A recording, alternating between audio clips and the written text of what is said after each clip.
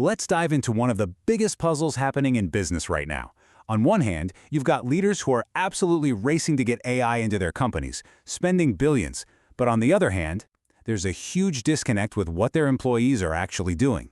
This is what we call the AI adoption paradox. Take a look at this number, 2/3. Now, what do you think that represents? It's not the number of companies investing in AI. That's pretty much everybody at this point. No, this number is the quiet majority, the real roadblock standing in the way of any kind of AI transformation. That's right. For all the money spent, all the executive excitement, 2 out of every 3 employees are basically sitting on the sidelines. And this isn't just some minor tech problem. It's a massive business issue that stops innovation dead in its tracks, wastes a ton of money, and creates this growing gap between where a company wants to go and where it actually is.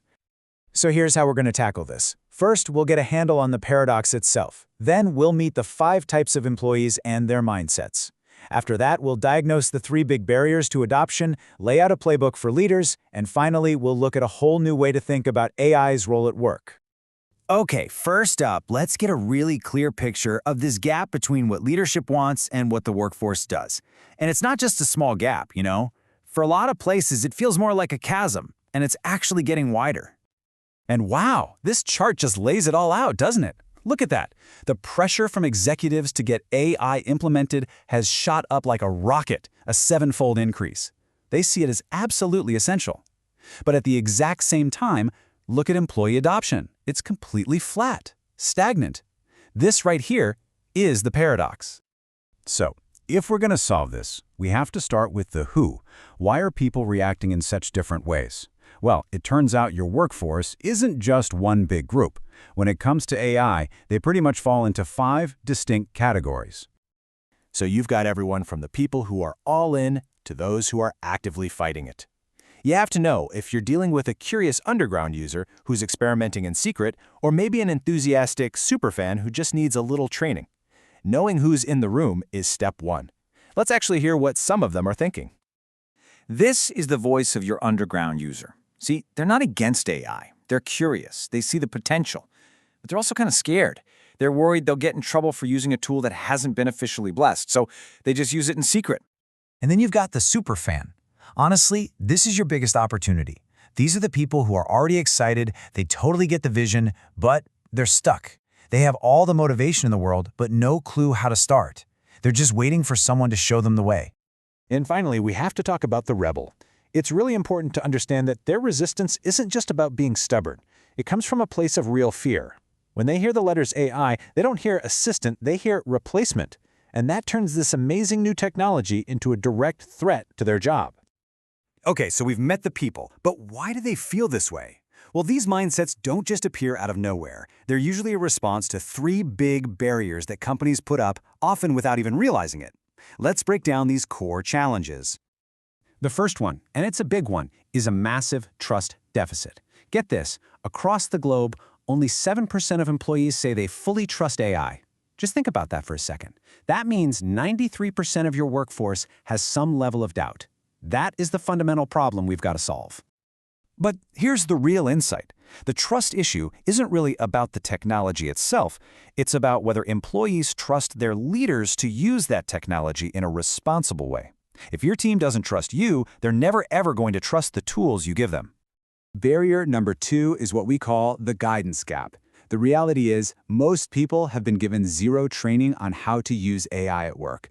And when there are no clear rules, you don't get creativity, you get confusion, you get inconsistent results, and pretty soon people just give up and go back to the old way of doing things.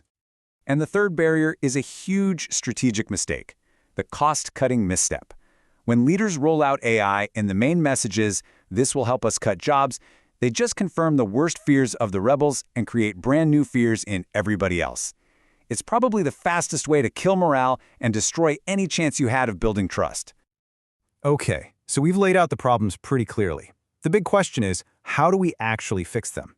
This is where we shift gears from just diagnosing the issue to taking real action with a practical playbook for any leader. So to fix that trust problem, it has to start at the top. It means creating an environment of psychological safety, a place where people feel like they can try things, ask questions, even mess up, without getting punished. You combine that with being totally transparent about how these tools are being monitored, and you start to build a real foundation of trust. Next up, to close that guidance gap, you have to provide some structure. And I'm not talking about a generic one-size-fits-all training video. It's about creating clear policies and then rolling out training that's specific to different roles. I mean, what a software engineer needs from AI is totally different from what a marketer needs, right?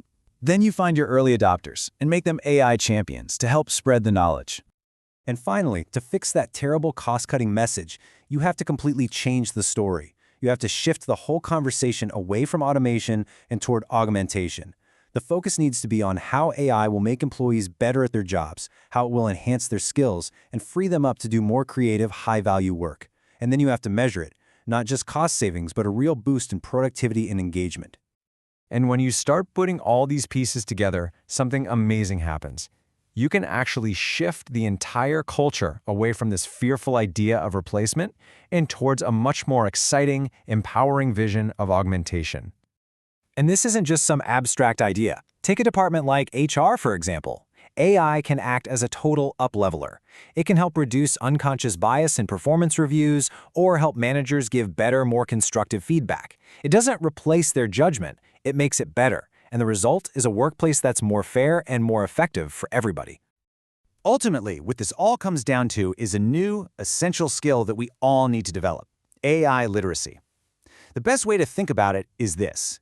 It's learning how to delegate tasks to a smart system, the same way you delegate to a person on your team, while knowing that you, the human, are still the one who's ultimately accountable for the final result. And that really brings us to the single most important takeaway from all of this. This whole AI revolution, it isn't a race to see who can buy the most software the quickest. The companies that are actually going to win are the ones that focus on their people, the ones who build the trust and the skills to help their teams adopt these new tools with real competence.